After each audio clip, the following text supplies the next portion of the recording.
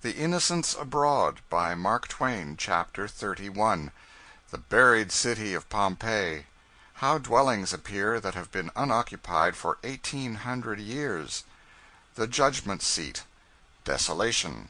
The Footprints of the Departed. No Women Admitted. Theaters, Bakeshops, Schools. Skeletons preserved by the ashes and cinders. The Brave Martyr to Duty. Rip Van Winkle.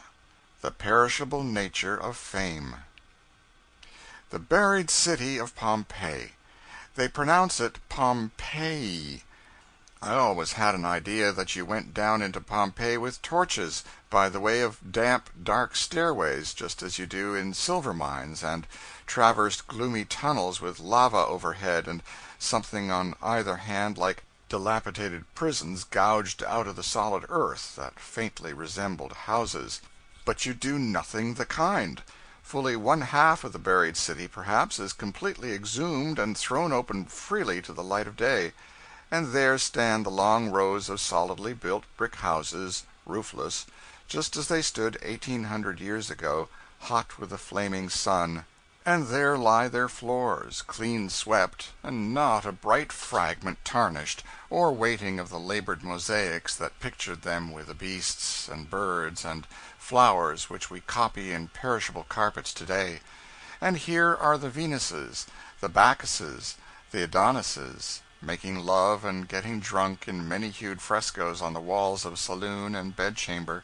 And there are the narrow streets and narrow sidewalks paved with flags of good hard lava, the one deeply rutted with the chariot wheels, and the other with the passing feet of the Pompeians of bygone centuries.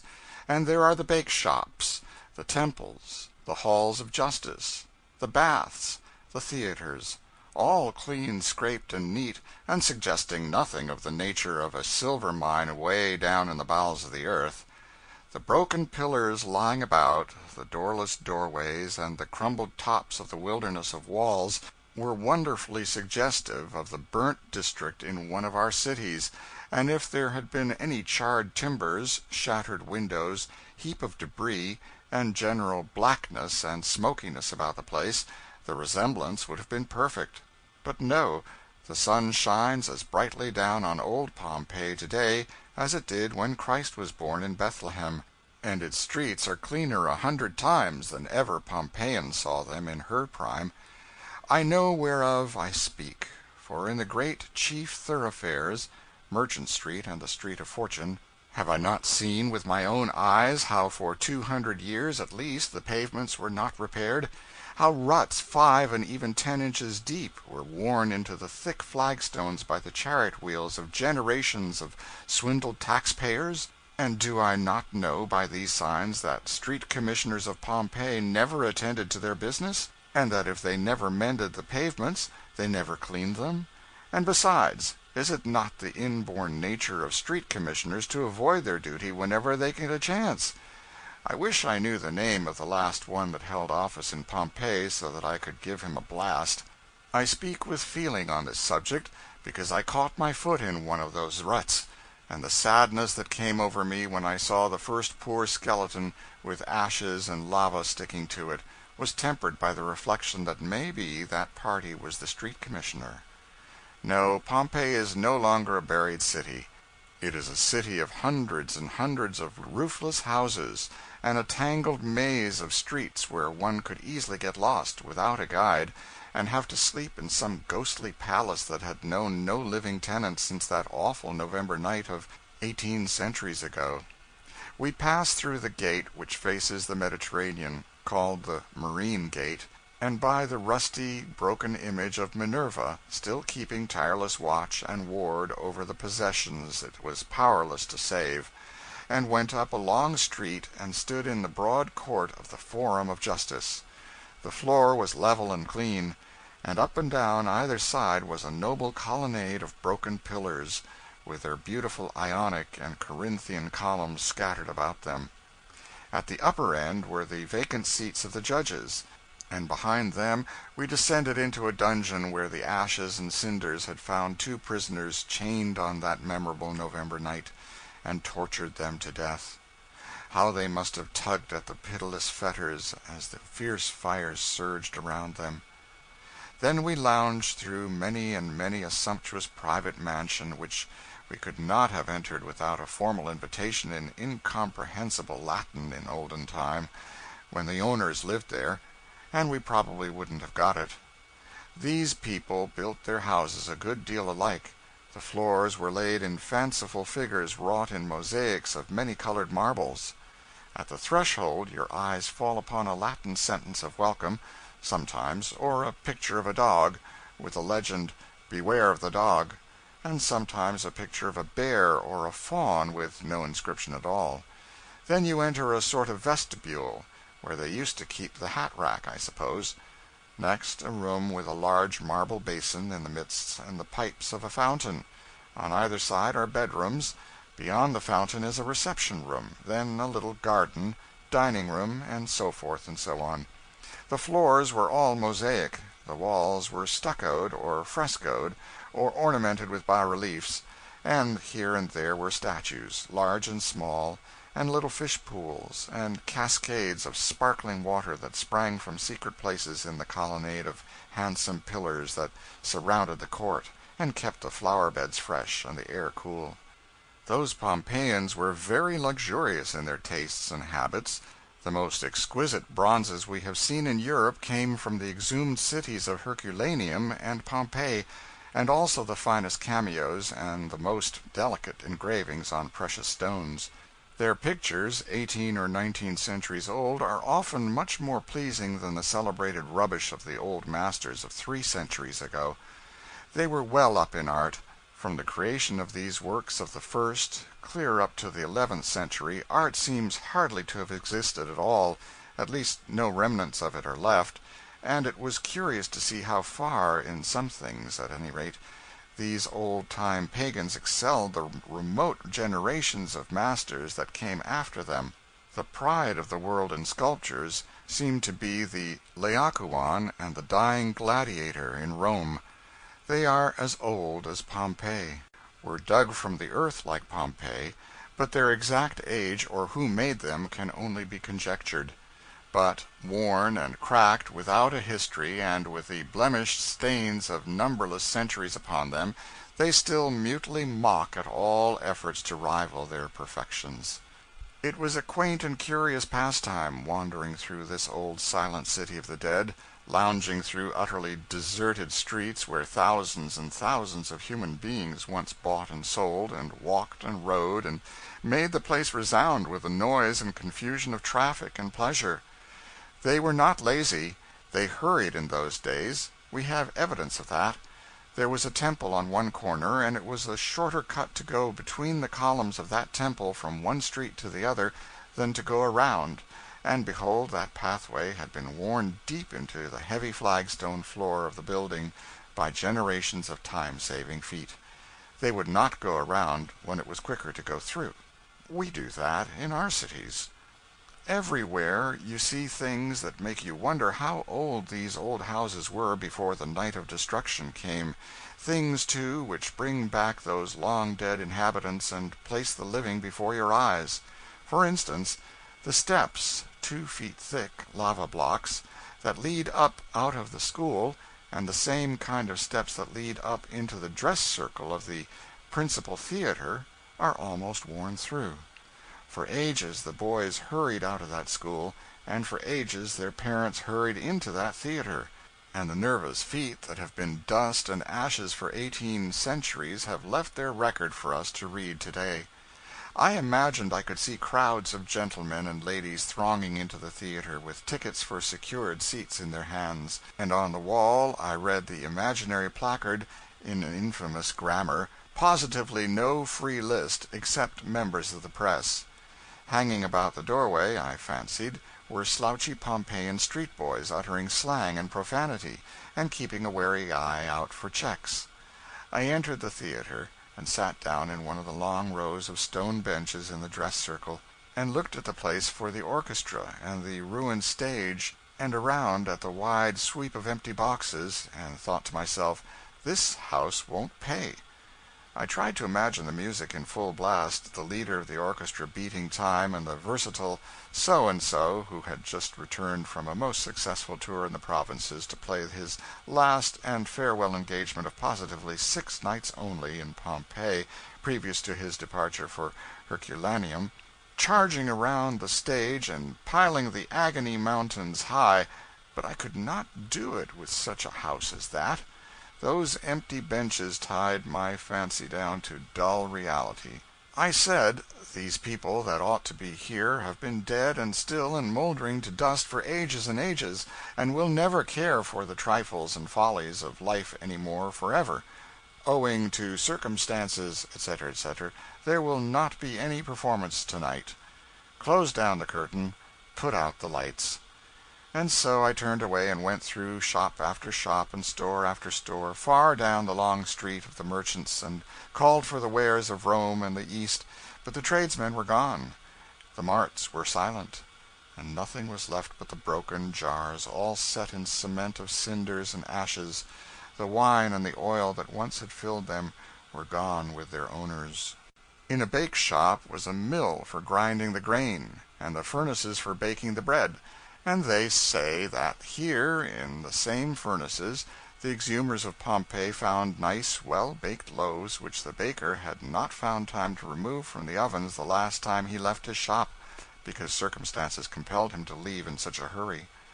In one house, the only building in Pompeii which no woman is now allowed to enter, were the small rooms and short beds of solid masonry, just as they were in the old times, and on the walls were pictures which looked almost as fresh as if they were painted yesterday, but which no pen could have the hardiness to describe.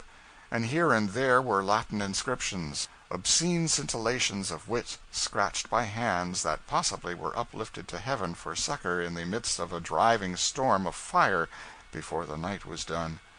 In one of the principal streets was a ponderous stone tank, and a water-spout that supplied it, and where the tired heated toilers from the Campagna used to rest their right hands when they bent over to put their lips to the spout, the thick stone was worn down to a broad groove an inch or two deep. Think of the countless thousands of hands that had pressed that spot in the ages that are gone, to so reduce a stone that is as hard as iron. They had a great public bulletin board in Pompeii, a place where announcements for gladiatorial combats, elections, and such things were posted, not on perishable paper, but carved in enduring stone. One lady, who, I take it, was rich and well brought up, advertised a dwelling or so to rent, with baths and all the modern improvements, and several hundred shops stipulating that the dwellings should not be put to immoral purposes. You can find out who lived in many a house in Pompeii by the carved stone door-plates affixed to them, and in the same way you can tell who they were that occupy the tombs. Everywhere around are things that reveal to you something of the customs and history of this forgotten people. But what would a volcano leave of an American city if it once rained its cinders on it? Hardly a sign or a symbol to tell its story. In one of these long Pompeian halls the skeleton of a man was found, with 10 pieces of gold in one hand and a large key in the other. He had seized his money and started toward the door, but the fiery tempest caught him at the very threshold, and he sank down and died. One more minute of precious time would have saved him. I saw the skeletons of a man, a woman, and 2 young girls. The woman had her hands spread wide apart, as if in mortal terror, and I imagined I could still trace upon her shapeless face something of the expression of wild despair that distorted it when the heavens rained fire in these streets so many ages ago. The girls and the man lay with their faces upon their arms, as if they had tried to shield them from the enveloping cinders. In one apartment 18 skeletons were found, all in sitting postures, and blackened places on the walls still mark their shapes and show their attitudes, their shadows. One of them, a woman, still wore upon her skeleton throat a necklace, with her name engraved upon it, Julie di Diomede. But perhaps the most poetical thing Pompeii has yielded to modern research was that grand figure of a Roman soldier clad in complete armor. who, true to his duty, true to his proud name of a soldier of Rome, and full of the stern courage which had given to that name its glory, stood to his post by the city gate, erect and unflinching, till the hell that raged around him burned out the dauntless spirit it could not conquer. We never read of Pompeii but we think of that soldier. We cannot write of Pompeii without the natural impulse to grant to him the mention he so well deserves. Let us remember that he was a soldier, not a policeman, and so praise him. Being a soldier, he stayed, because the warrior instinct forbade him to fly. Had he been a policeman, he would have stayed also, because he would have been asleep. There are not half a dozen flights of stairs in Pompeii, and no other evidence that the houses were more than 1 story high. The people did not live in the clouds, as do the Venetians, the Genoese, and the Neapolitans of today. We came out from under the solemn mysteries of this city of the venerable past, this city which perished, with all its old ways and its quaint old fashions about it, remote centuries ago, when the disciples were preaching the new religion, which is as old as the hills to us now, and went dreaming among the trees that grow over acres and acres of its still buried streets and squares, till a shrill whistle and the cry of "All aboard! Last train for Naples!" woke me up and reminded me that I belonged in the 19th century, and was not a dusty mummy, caked with ashes and cinders, 1800 years old. The transition was startling. The idea of a railroad train actually running to old dead Pompeii and whistling irreverently, and calling for passengers in the most bustling and businesslike way, was as strange a thing as one could imagine, and as unpoetical and disagreeable as it was strange. Compare the cheerful life and the sunshine of this day with the horrors the younger Pliny saw here the 9th of November, A.D. 79, when he was so bravely striving to remove his mother out of the reach of harm, while she begged him with all a mother's unselfishness to leave her to perish and save himself.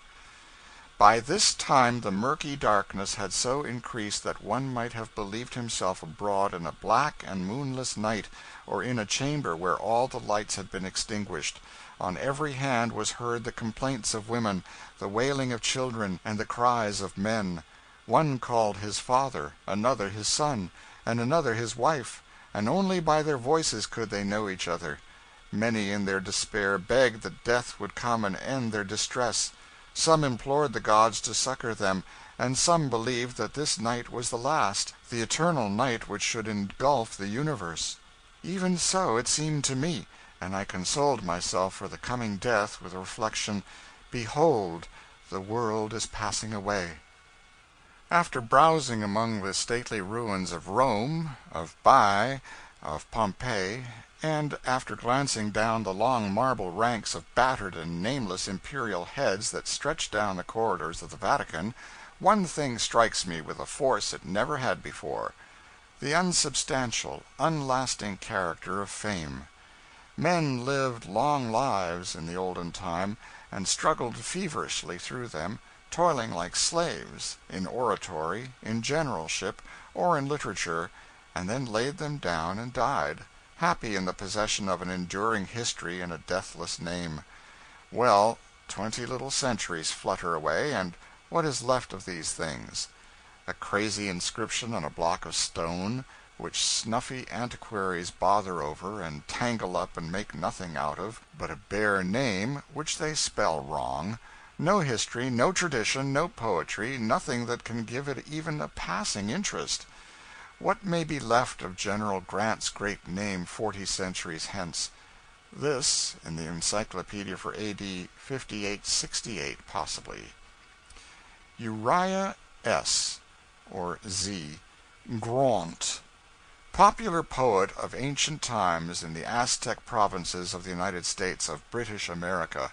Some authors say flourished about A.D. 742, but the learned Fufu states that he was a contemporary of Shakespeare, the English poet, and flourished about A.D. 1328, some 3 centuries after the Trojan War instead of before it.